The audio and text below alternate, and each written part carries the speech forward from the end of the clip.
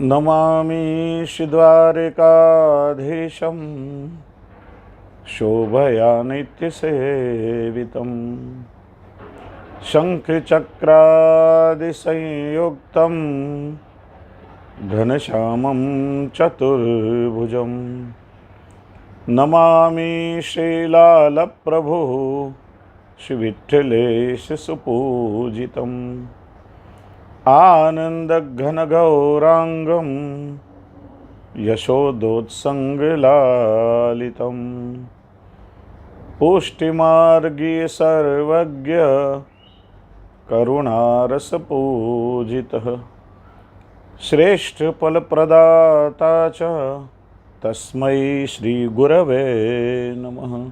श्रीवल्लभाधीश की जय।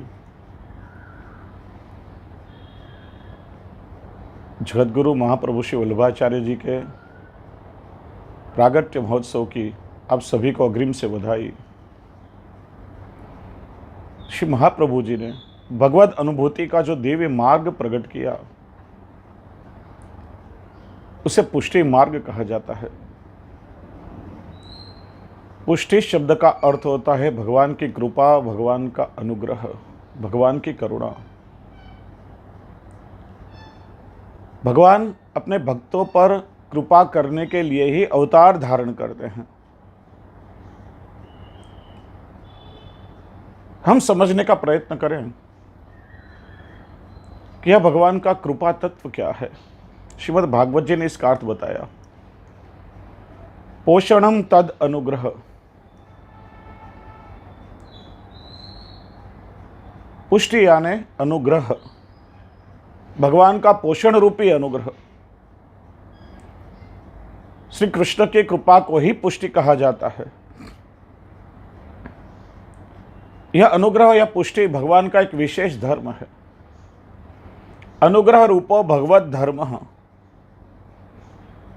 यह अनुग्रह या पुष्टि भगवान का वह विशेष धर्म है कि जिसके द्वारा भगवान अपने भक्तों के लौकिक अलौकिक सारे कार्यों को सिद्ध करते हैं। भगवान के कृपा के दो प्रकार हैं, साधारण अनुग्रह और विशेष अनुग्रह। जिसके ऊपर भगवान का साधारण अनुग्रह होता है उसके यहलोक संबंधी या परलोक संबंधी, भगवत संबंधी जो कोई भी लौकिक या अलौकिक मनोरथ होते हैं, उन सारी इच्छाओं को, उन सारे मनोरथों को केवल प्रभु अपने अनुग्रह के द्वारा ही पूर्ण कर देते हैं। भगवान को इसमें कोई परिश्रम नहीं करना पड़ता। लेकिन जिसके ऊपर भगवान का विशेष अनुग्रह हो जाता है उसे फलस्वरूप क्या मिलता है? तो कहा, विशेष अनुग्रहस्तु विरलजन विषयो भगवद रूपात्मक फल साधक। जिसके ऊपर भगवान का विशेष अनुग्रह होता है उसे फल रूप में स्वयं भगवान मिल जाते हैं। यह विशेष अनुग्रह में तो भगवान का स्वरूप ही स्वयं फल है। प्रभु के स्वरूप के सिवा अन्य कोई भी वस्तु वहां फल रूप नहीं है। यह भगवान का विशेष अनुग्रह दुर्लभ नहीं, अत्यंत दुर्लभ है। केवल जो प्रभु के प्रीति पात्र जीव हैं, जिनके ऊपर प्रभु को स्वयं विशेष स्नेह है, उन्हीं को यह विशेष अनुग्रह का अनुभव होता है, क्योंकि यह विरलजन विषय है। और पुष्टि मार्ग में तो इस विशेष अनुग्रह को ही हम अनुग्रह समझते हैं, क्योंकि पुष्टि जीवों को प्रभु के स्वरूपानंद के सिवा और कुछ नहीं चाहिए। भगवत स्वरूप और भगवत सेवा के सामने तो वह चतुर्विध मुक्ति को भी तुच्छ मानते हैं। तो आइए हम कृपा के इन दोनों स्वरूपों को विस्तार से समझने का प्रयत्न करें। जिसके ऊपर भगवान की साधारण कृपा उतरती है उसके हर कार्य को ठाकुर जी अपनी कृपा के द्वारा ही पूर्ण करते हैं। लेकिन कहा कालादि बाधक अनुग्रह परिणाम वीर्य विशेष रूप भगवत धर्म पुष्टि। जीव के अपने कल्याण में 3 वस्तुएं बाधक होती हैं, काल, कर्म और स्वभाव। और इन तीनों के द्वारा प्रभु समग्र सृष्टि का संचालन करते हैं। ये 3 परिबल ऐसे हैं, काल, कर्म और स्वभाव, जो अत्यंत बलवान हैं और उसके सामने जीव का कुछ भी नहीं चलता है। प्रभु भी अच्छी तरह से जानते हैं, किंतु भगवान भक्तों के प्रति पक्षपाती हैं और अपने भक्तों के प्रति पक्षपात के कारण अपने विशेष वीर्य यानी अपने विशेष पराक्रम के द्वारा, भगवान अपने सामर्थ्य के द्वारा इन सारे बाधकों का निवारण कर देते हैं, भक्त का कल्याण करते हैं। इसी प्रभु के भगवत धर्म को, ये कृपारूप धर्म को ही पुष्टि कहते हैं या अनुग्रह कहते हैं। श्रीमद् भागवत जी का 6ठा स्कंद पोषण लीला है, पुष्टि लीला है, और उसमें साधारण अनुग्रह के कई उदाहरण बताए गए हैं। प्रभु के कृपा पात्र जो जीव हैं, उनकी स्वकार्य सिद्धि में यदि काल, कर्म या स्वभाव बाधक बनते हों, तो इन तीनों का अतिक्रमण करके भी प्रभु अपने भक्तों को अपनी कृपा का अनुभव कराते हैं।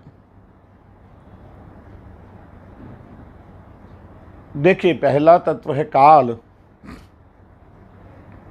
यह समग्र सृष्टि काल के अधीन है। काल अत्यंत बलवान है। काल का एक अर्थ समय भी होता है, जो निरंतर गतिमान रहता है, कभी भी रुकता नहीं है, निरंतर बदलता रहता है। और उसी के कारण सृष्टि में निरंतर परिवर्तन होता रहता है। कई बार हम लोग कहते हैं, फलाने व्यक्ति का पहला क्या समय कैसा था, बड़े बड़े महलों में रहता था, उसके पास बड़े बड़े भवन थे। आज उसका समय बदल गया है, आज उसके पास रहने के लिए एक झोंपड़ी भी नहीं है। कभी कोई रंक में से राजा हो जाता है, तो कभी राजा भी रंक हो जाता है।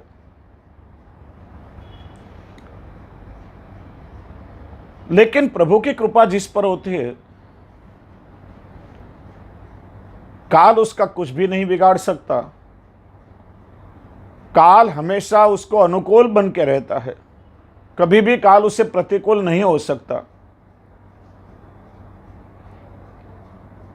काल का एक अर्थ मृत्यु भी होता है।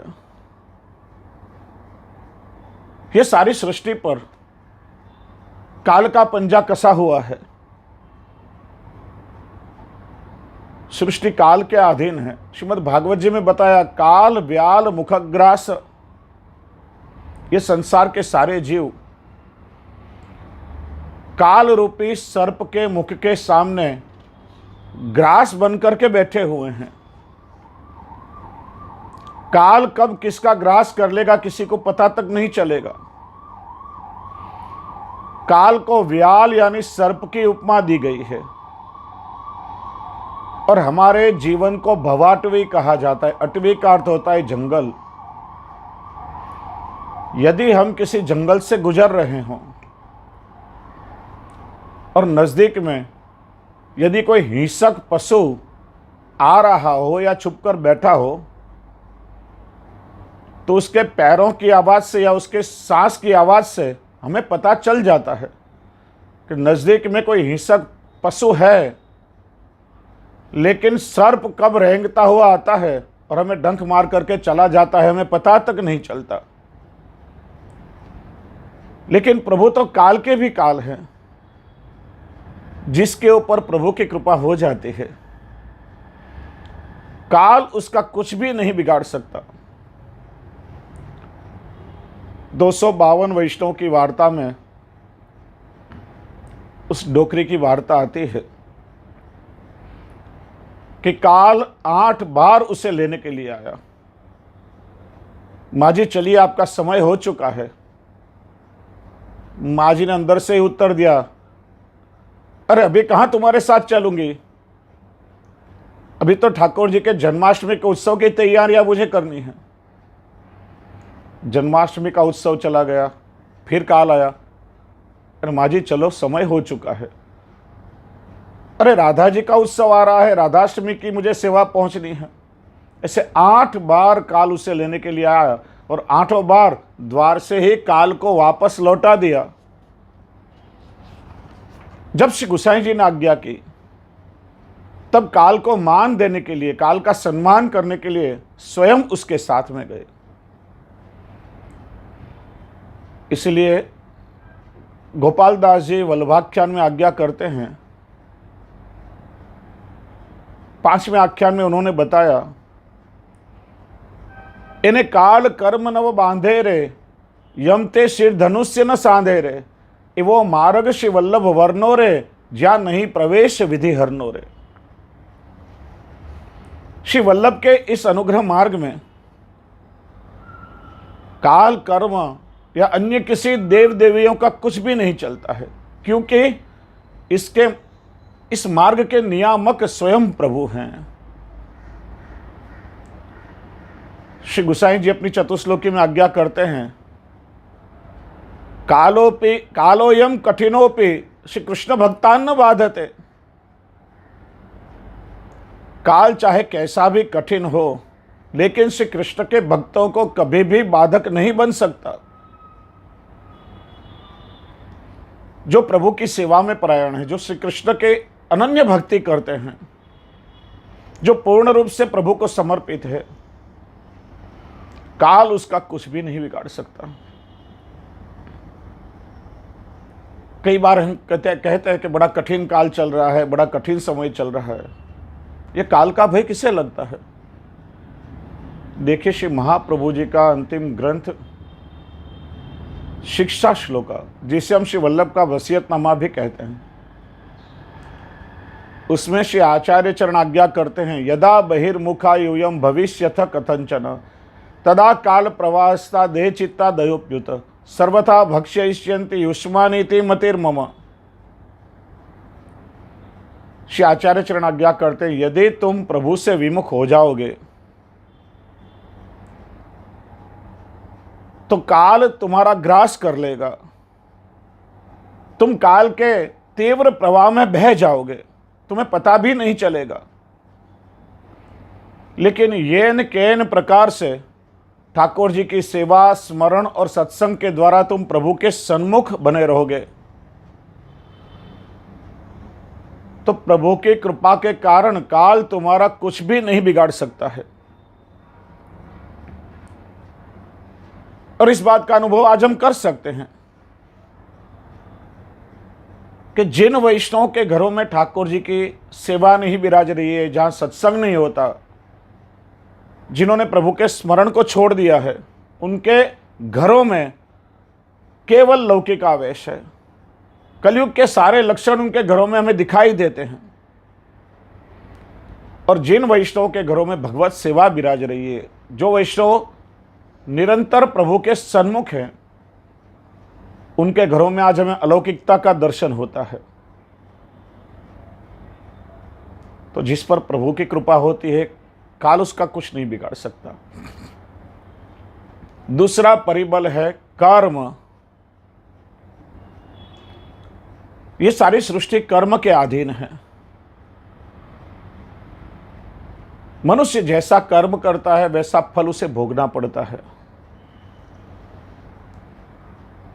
कर्म 2 प्रकार से हमें फल देते हैं। शास्त्र सम्मत जो क्रियाएं करने के लायक है, जो क्रियाओं को करने से हमें स्वयं को आनंद आता है, दूसरे किसी का कल्याण होता है, किसी का भला होता है, यदि हमसे किसी को सुख मिलता है तो उसे हम पुण्य कर्म कहते हैं। लेकिन शास्त्र के विरुद्ध जो क्रियाएं हैं, जो हमें नहीं करनी चाहिए, जो क्रियाओं को करने से थोड़े समय तक हमें मौज मजा जैसा लगेगा, लेकिन वह क्रियाओं के कारण अनंत काल तक हमें दुखी होना पड़ता है।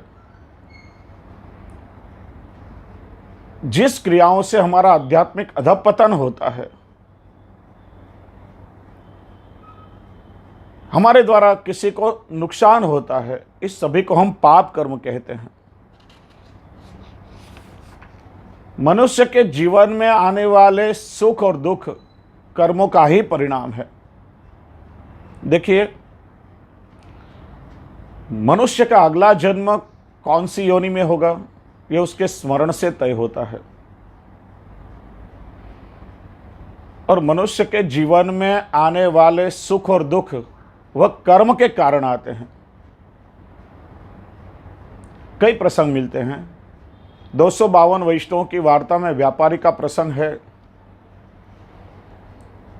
श्री गोसाई जी को ब्रह्म संबंध लेने के समय वचन दिया था कि मैं जीवन में एक बार ब्रज यात्रा अवश्य कर लूंगा,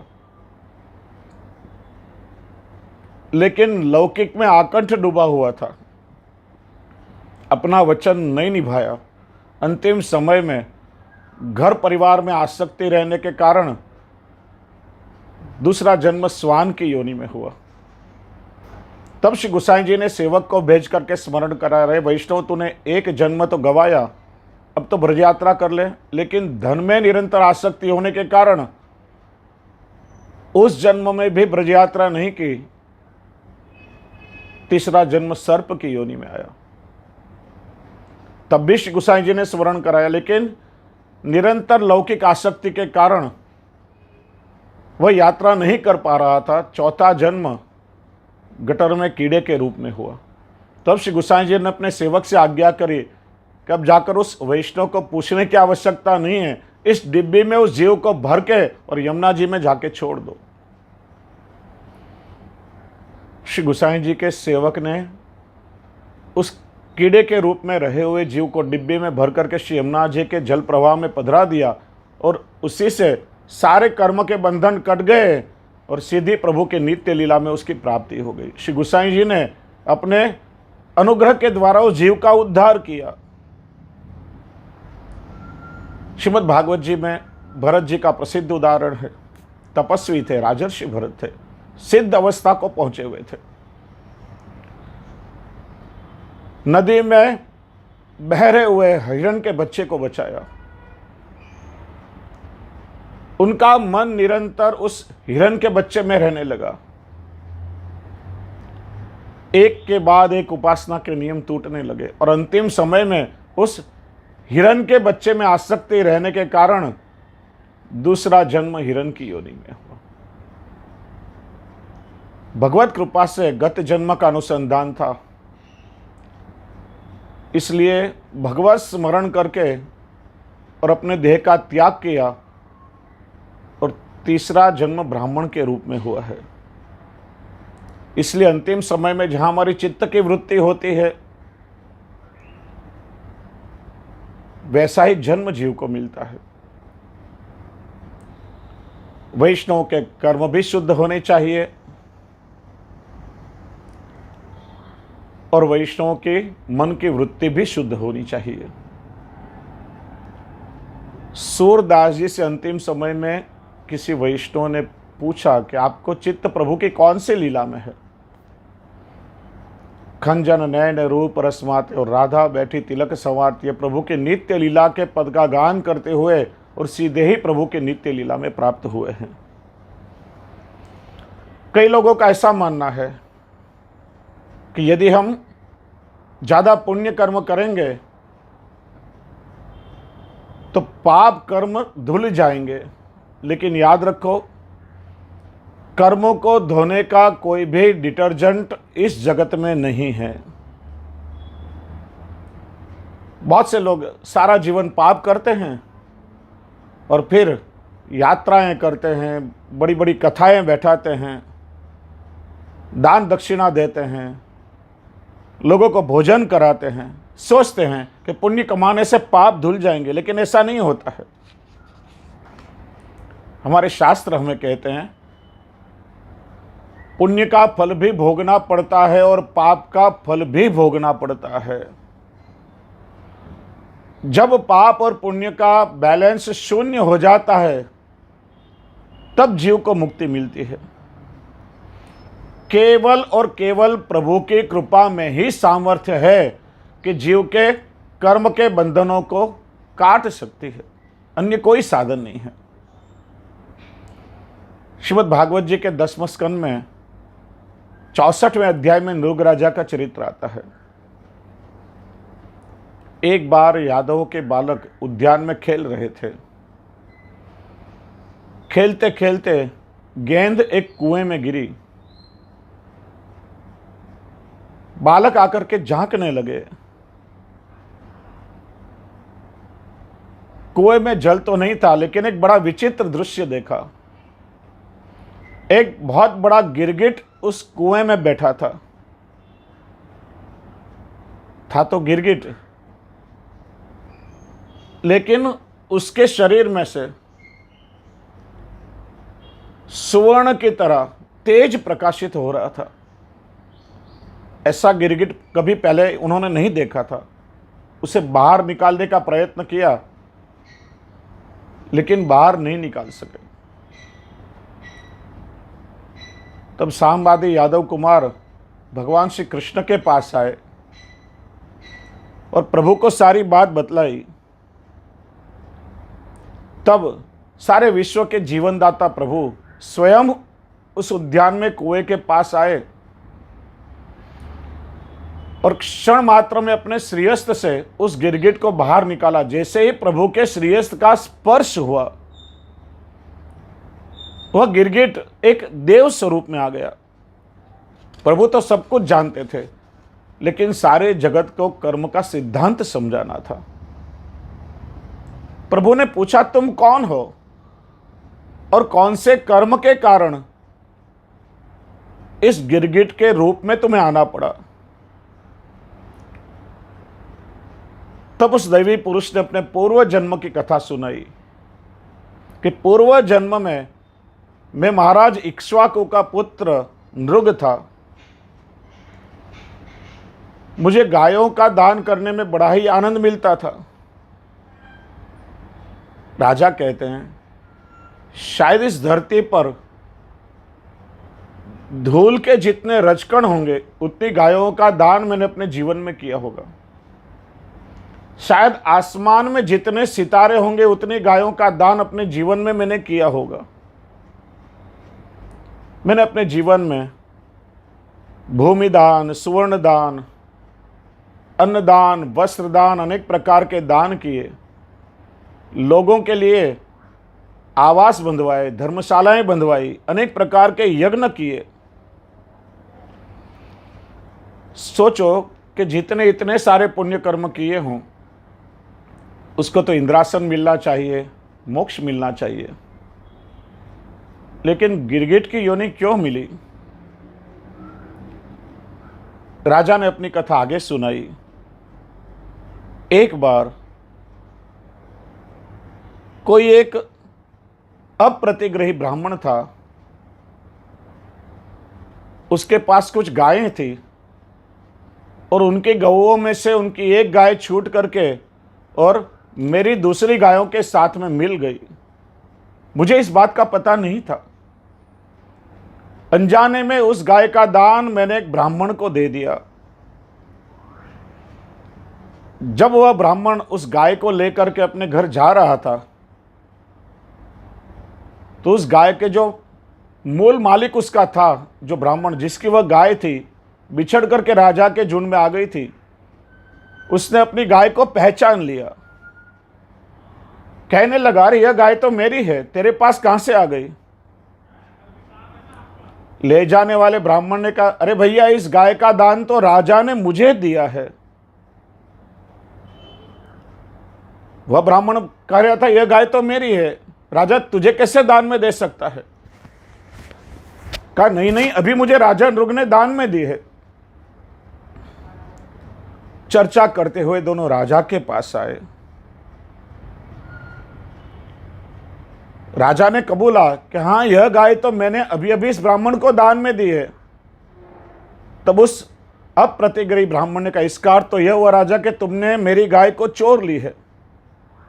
मैं धर्म संकट में पड़ा। मैंने कहा, देखो, तुम एक गाय के लिए लड़ो मत। इस एक गाय के बदले में मैं तुम्हें उत्तम कोटि की 1-1 लाख गाय दान में देता हूं। लेकिन वह ब्राह्मण बड़ा ही सात्विक था। कहने लगा, राजा, यदि आपसे गलती हुई है तो कोई बात नहीं, मुझे इस गाय के बदले में कुछ नहीं चाहिए। ऐसा करके वह ब्राह्मण चला गया। राजा ने कहा, जब मेरा आयुष्य पूरा हुआ तब यमराज के दूत मुझे लेने के लिए आए, मुझे यमराज के पास लेकर के गए। तब यमराज ने मुझसे पूछा कि राजन, तुम्हें पहले पुण्य का फल भोगना है या पहले पाप का फल भोगना है? तब मैंने उत्तर दिया, मेरी इच्छा है कि मैं पहले मेरे पाप कर्मों का फल भोग लूं। और उसी क्षण धर्मराजा ने कहा कि जाओ, तुम अधम योनि में जाकर के गिरो। और इतना कहते ही मैं इस गिरगिट के क्षुद्र योनि में जन्मा। प्रभु, मैं बड़ा उदार था, ब्राह्मणों का सेवक था, आपका भक्त था। मुझे इस बात की अतिशय अभिलाषा थी कि जीवन में एक बार आपके दर्शन मुझे हो जाएं। आज आपने कृपा करके आपके दर्शन मुझे कराए और आपके श्रीहस्त के स्पर्श के कारण, आपकी कृपा के द्वारा आज मेरे सारे कर्म के बंधन कट गए। अब आप मुझ पर इतनी ही कृपा कीजिए कि मैं जहां कहीं भी रहूं, मेरा चित्त प्रभु केवल आपके चरणों में लगा रहे। इस प्रकार से प्रभु को वंदन करके विमान में बैठ करके देवलोक में गया। इसलिए याद रखो, कर्म के बंधन किसी को छोड़ते नहीं हैं। केवल प्रभु की कृपा में सामर्थ्य है कि कर्म के बंधनों को प्रभु की कृपा ही काट सकती है। प्रभु कर्म से सृष्टि का संचालन करते हैं। महाभारत के शांति पर्व के 18वें अध्याय में 16वें श्लोक में कहा गया है, यथा धेनु सहस्रेषु वत्सो विंदन्ति मातरम तथा पूर्वकृतम कर्म कर्तारम अनुगच्छति। जिस तरह से हजारों गायों के झुंड में जो बछड़ा होता है अपनी माँ को पहचान लेता है और अपनी माँ के पास चला जाता है, उसी तरह से हमारे पूर्व में किए हुए कर्म भी कर्ता के पास पहुंच जाते हैं। इसलिए जगत में न कोई किसी को सुखी कर सकता है, न कोई किसी को दुखी कर सकता है। सुख और दुख उसके कर्मों के कारण आते हैं। कई लोग कहते हैं कि मैं अमुक लोगों को सुखी करता हूं, मैंने फलाने को दुख दिया। तो उसके लिए कहा गया, सुखस्य दुखस्य न कोपि दाता परो ददाति कुबुद्धि रेशा अहम करोमीति वृथाभिमान स्वकर्म सूत्रे ग्रथितो ही लोक। यह सुख या दुख कोई किसी को नहीं दे सकता है। हम किसी को सुख देते हैं या हम किसी को दुख देते हैं, यह तो जीव का अज्ञान है, मिथ्या अभिमान है। सुख और दुख केवल कर्म के सूत्र से बंधे हुए हैं। तो केवल प्रभु की कृपा ही कर्म के बंधनों को काट सकती है। देखिए अजामिल ने कितने पाप किए थे। जहाँ तक अपने किए हुए कर्मों का फल न भोग ले वहाँ तक उसका उद्धार होना शक्य नहीं था। लेकिन अपने अंतिम समय में केवल पुत्र को बुलाने के लिए नारायण नारायण पुकारने लगा और प्रभु की ऐसी कृपा हो गई, उसके किए हुए पाप कर्मों के कारण यम के दूत उसे लेने आ पहुंचे और उसी समय विष्णु के दूत भी आ गए। यम के दूत कहने लगे कि इसके कर्म इतने खराब हैं, इसे हम ले जाएंगे और दंडित करेंगे। तब विष्णु के दूतों ने कहा कि अनायास इसके मुख से भगवत नाम निकला है और हमें प्रभु की आज्ञा हुई है, इसे तो हम ले जाएंगे।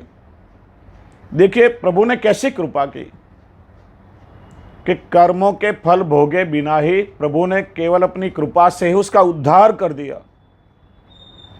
इसीलिए श्री आचार्य चरण श्री कृष्णाश्रय में आज्ञा करते हैं, अजामिलादि दोषाणाम नाशकोनु भवे स्थितः। अरे प्रभु में तो सामर्थ्य है, प्रभु तो सर्वसमर्थ है, लेकिन प्रभु के नाम में भी इतना सामर्थ्य है कि अजामिल जैसे पापी के सारे कर्म के बंधन कट गए और सहज ही में प्रभु ने अपने अनुग्रह के द्वारा उसका उद्धार कर दिया। देखिए एक छोटे से उदाहरण के द्वारा हम कर्म के सिद्धांत को समझने का प्रयत्न करें। एक व्यक्ति मार्ग से चल करके जा रहा था, बाजू में आम के बगीचे थे। उसकी दृष्टि एक आम के वृक्ष पर पड़ी। वृक्ष पर बहुत सुंदर पके हुए आम के फल लगे थे। सुंदर पके हुए आम के फलों को देख करके उसका मन ललचा गया। देखिए आम के फल देखे किसने? आंखों ने। लेकिन आंखें चल करके आम के वृक्ष तक तो नहीं जा सकती। फल देखे आंखों ने, जी ललचा गया और चल करके आम के वृक्ष तक गया। आम के पेड़ पर चढ़ा। अब पैर फलों को तोड़ तो नहीं सकते हैं। फल देखे आंखों ने, चल करके गए पैर, लेकिन पैर फल तोड़ नहीं सकते, इसलिए उसने अपने हाथों से आम के फल तोड़े।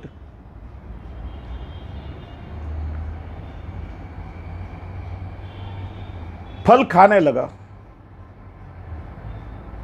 देखिए देखा आंखों ने, चल करके ले गए पैर, तोड़ा हाथों ने। हाथ खा नहीं सकते, खाया मुंह ने, लेकिन जिसने चखा उसने रखा नहीं। खाया मुख ने और रखा पेट ने। उसी समय उस बाग का मालिक वहां पर आया। उसने देखा कि यह चोरी चुपके से आम के फल खा रहा है। पास में आकर के और एक डंडा उसकी पीठ में जोर से जमाया। उसे बड़ा दर्द हुआ। देखिए कर्म का सिद्धांत कैसा है। देखा आंखों ने, चल के लेकर के गए पैर, फल तोड़ा हाथों ने, खाया मुख ने, रखा पेट ने और मार खाया पीठ ने। दर्द होने लगा। मार पीठ ने खाया, लेकिन आंसू कहाँ से निकले? आंखों में से, क्योंकि फल को देखा था आंखों ने। यही कर्म का सिद्धांत है। तो कर्म का फल भोगना ही पड़ता है, क्योंकि सृष्टि का संचालन ही कर्म से होता है। महाभारत का प्रसिद्ध प्रसंग है। अंतिम समय में धृतराष्ट्र ने भगवान श्री कृष्ण से पूछा कि मेरे किस कर्म के कारण मुझे राज्य सिंहासन मिला, सत्ता मिली, 100 पुत्र हुए, लेकिन मैं अंधा हुआ और मेरे 100 पुत्र मेरे सामने मर गए। तब भगवान ने उसे दिव्य दृष्टि थी, अपने पूर्व जन्मों का स्मरण होने लगा। कई एक जन्म पीछे गया तो उसने देखा कि वह एक शिकारी था, एक वृक्ष के नीचे कबूतर दाना चुन रहे थे। उन कबूतरों को पकड़ने के लिए एक बारीक जाल फेंकी और उस जाली में फंस करके 100 कबूतर मर गए, एक कबूतर अंधा हो गया। कर्म ने अपने बंधन में बांध लिया। इतने सारे जन्म लेने के बाद वह कर्म का फल पका,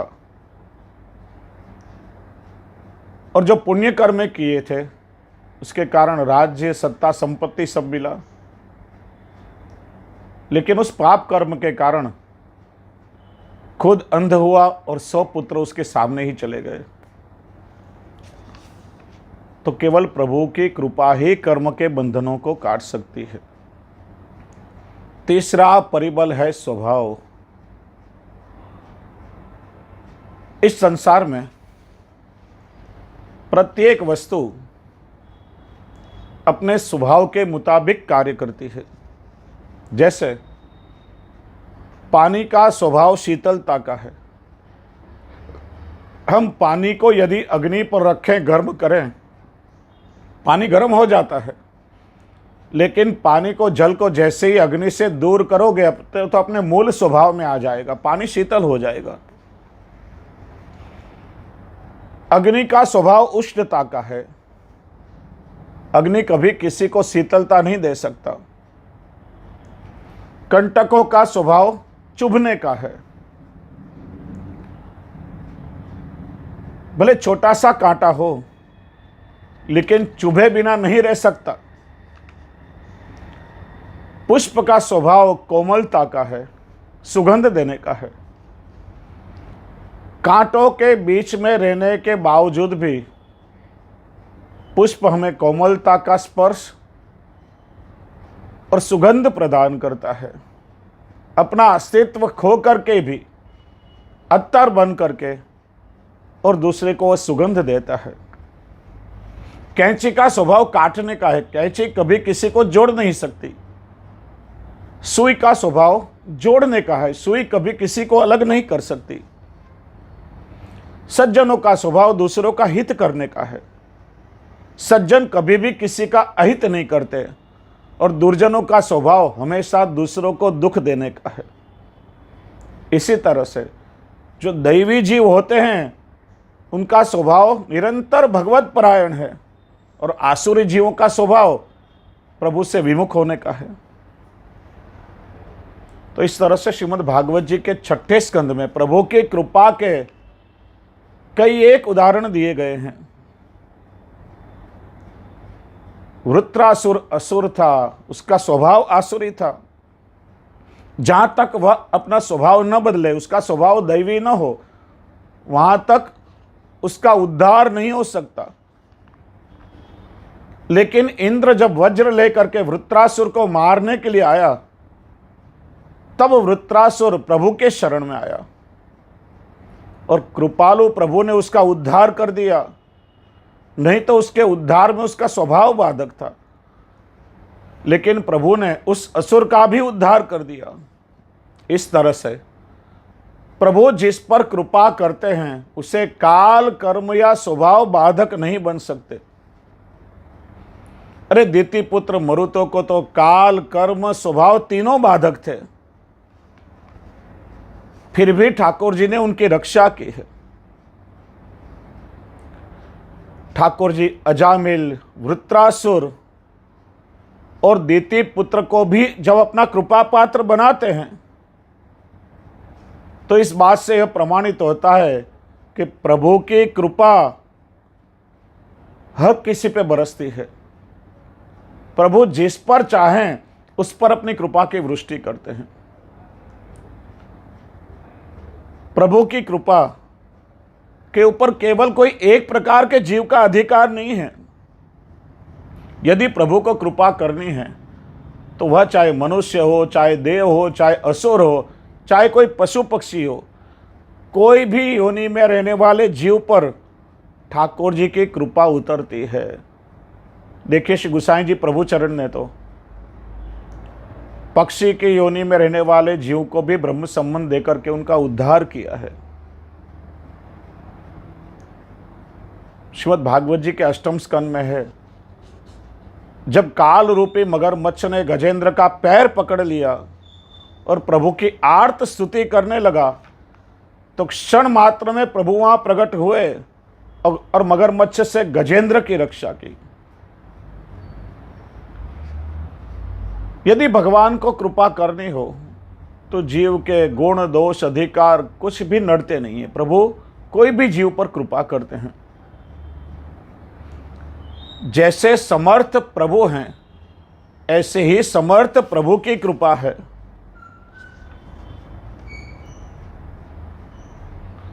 प्रभु को यदि कृपा करनी हो तो जीव के प्रतिबंधक होने वाले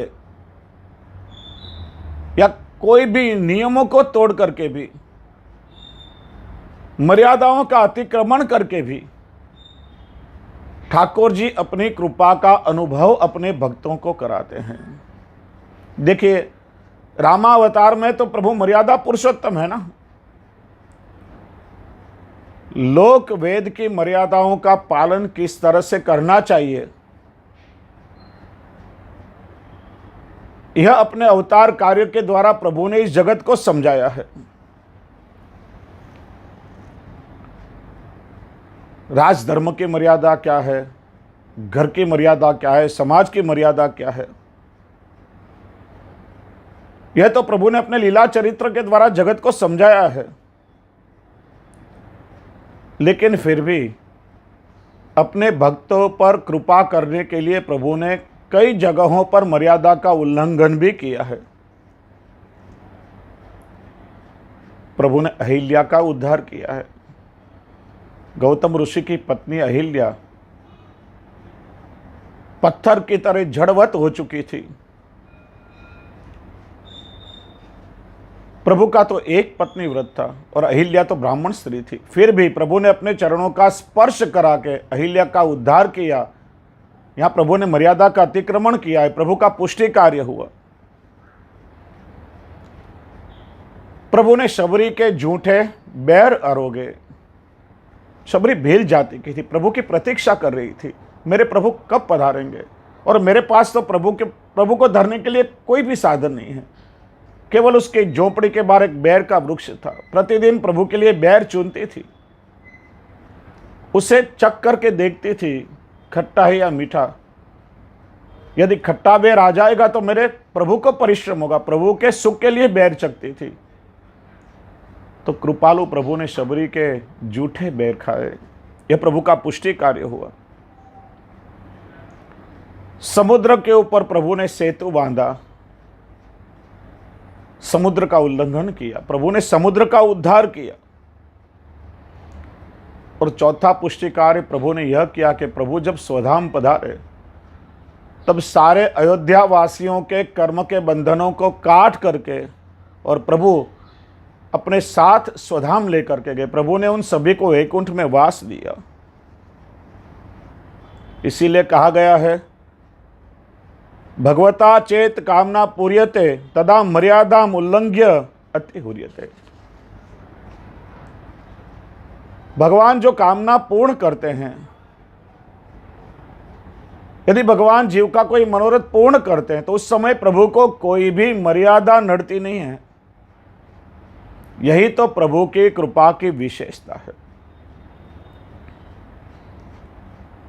दक्षिण के एक बहुत बड़े संत हुए कुरुथलवार, उन्होंने एक बहुत सुंदर बात बताई कि जो जीव प्रभु के चरणों की छाया का आश्रय करता है, उस जीव को प्रभु अपने हृदय से लगा लेते हैं।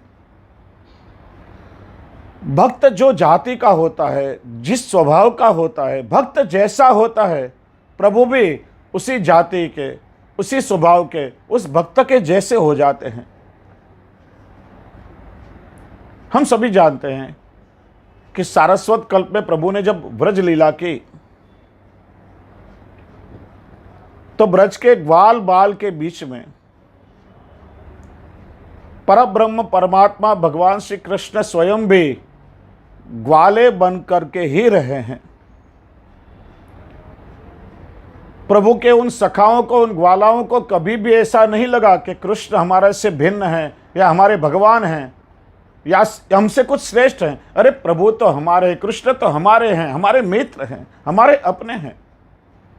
इतनी आत्मीयता प्रभु ने उनको दी।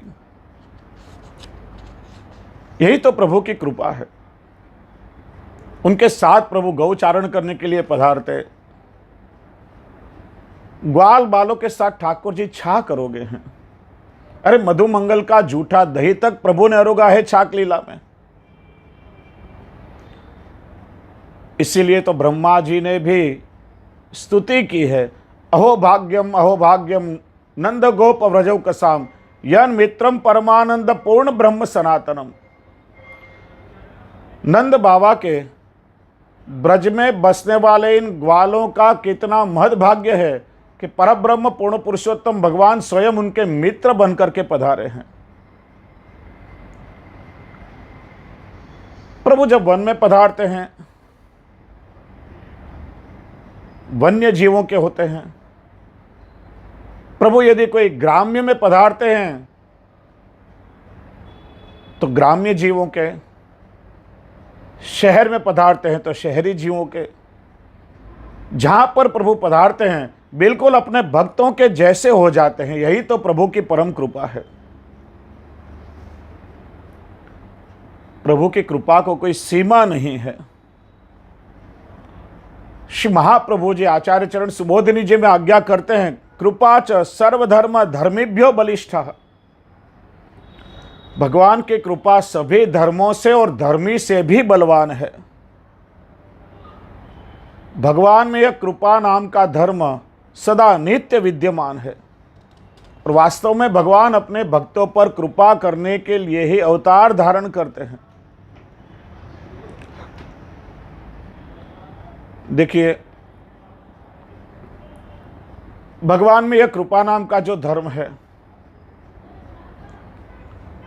प्रभु के प्रत्येक अवतार में सदा सर्वदा नित्य प्रकट रहता है। कभी अल्प भी नहीं होता और तिरोहित भी नहीं होता है। श्रीमद् भागवत जी के 7वें स्कंद में भगवान ने जब नृसिंह स्वरूप धारण करके भक्त प्रहलाद जी की रक्षा की, तब प्रहलाद जी प्रभु को पूछते हैं कि प्रभु, मैं कोई भी प्रकार से आपकी कृपा के योग्य नहीं हूं। मेरा जन्म तो असुर कुल में हुआ है। अरे मैं तो आपको परिश्रम देने वाले असुर का पुत्र हूं, फिर भी आपने मुझ पर इतनी सारी कृपा की। प्रभु ने प्रहलाद जी पर क्या कृपा की? हिरण्यकश्यप का उद्धार करके और भक्त प्रहलाद को ठाकुर जी ने अपनी गोद में बैठाया।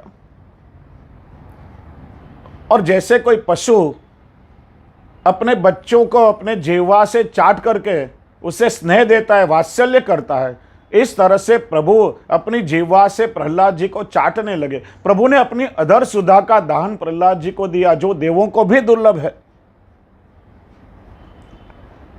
प्रभु शिव जी की स्तुति से शांत नहीं हुए, ब्रह्मा जी की स्तुति से शांत न हुए, लक्ष्मी जी की स्तुति से भी शांत नहीं हुए, लेकिन प्रहलाद जी की स्तुति से प्रभु शांत और शीतल हो गए। यह कृपा ठाकुर जी ने की। वामन अवतार में भी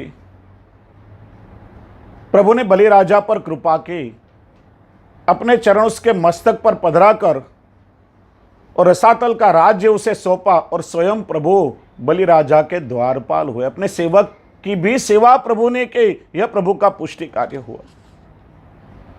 रामावतार में तो हमने दर्शन किया कि 4 पुष्टि कार्य प्रभु ने किए हैं। तो कृष्णावतार तो कृपावतार ही माना जाता है। कृष्णावतार तो स्वयं अनुग्रहावतार है। भगवान श्री कृष्ण तो पुष्टि पुरुषोत्तम है।